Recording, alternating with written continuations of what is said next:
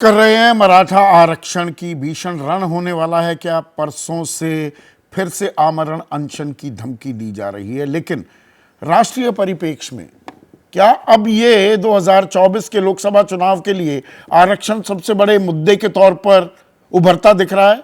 Professor Badri Narayan ji, Sandeep ji, मुझे लगता है कि ये एक सबसे बड़ा मुद्दा तो नहीं, लेकिन एक मुद्दा जरूर रहेगा।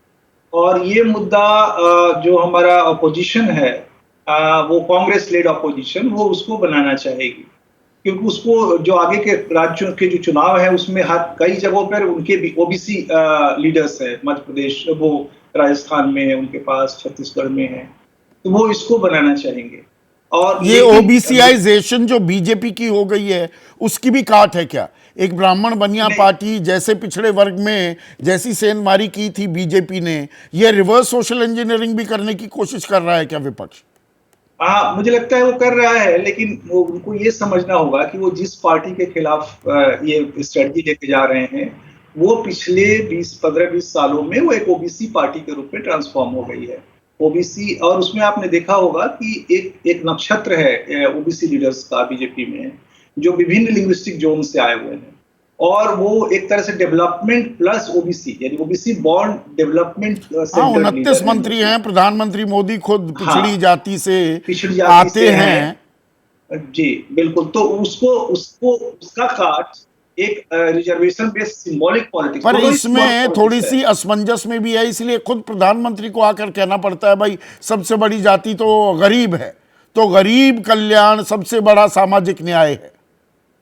हाँ, इसलिए संदीप जी, क्योंकि प्रधानमंत्री एक बड़ी सर्किल खींचना चाहते हैं। इन लोगों ने, ये जो अपोजिशन है, उसने एक छोटी सर्किल पे अपने को बना लिया है कि हमारा ओबीसी रिजर्वेशन बड़ा नंबर है ओबीसी, लेकिन उस बड़े नंबर में कितना मिलेगा, कहां मिलेगा और क्यों मिलेगा, ये प्रश्न अभी भी है।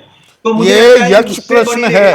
और जो आपने एक जो बड़ी बढ़िया बात कही कि सर्कल बड़ा, या मैं उसे आसान भाषा में कह दूं, लकीर कौन बड़ी खींचता है? एक लकीर विपक्ष ने खींच दी है, अब सत्ता पक्ष भी लकीर खींचने की कोशिश कर रहा है।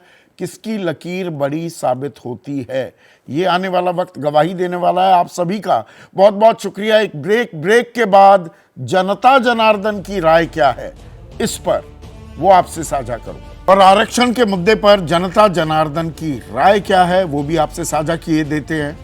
प्रतीक हैं, महाराष्ट्र वर्धा के रहने वाले हैं, साफ कह रहे हैं आरक्षण किसी को नहीं देना चाहिए। तो अफर्मेटिव एक्शन कैसे होगी? प्रतीक बाबू अनंतपुर से थाने महाराष्ट्र के हैं। वो कहते हैं आरक्षण के नाम पर जनता में भ्रम फैलाकर वोट बटोरना ही मकसद है। एक और दर्शक है दिलबाग राणा, हिमाचल प्रदेश कांगड़ा से हैं। आरक्षण पर राजनीति की चुनाव के समय ही क्यों, ये जायज सवाल है। और एक और दर्शक संतोष कुमार, झारखंड धनबाद के रहने वाले हैं। जितनी संख्या उतनी हिस्सेदारी होनी चाहिए।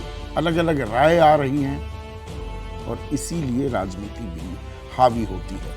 आज सीधा सवाल में बस इतना ही। नमस्कार। जैसे ही घड़ी का काटा दोपहर 2:30 पे आए, बबीता जी का दिल सास बहू साजिश के लिए मचल जाए। और ये है इनकी बहू, पूरे दिन ऑफिस की टेंशन हो जाए गॉन जब ये करें अपना फेवरेट शो फ्री टाइम पे ऑन।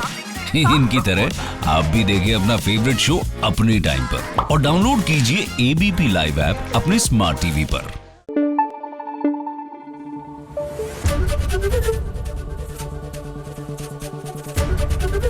एबीपी न्यूज आपको रखे आगे।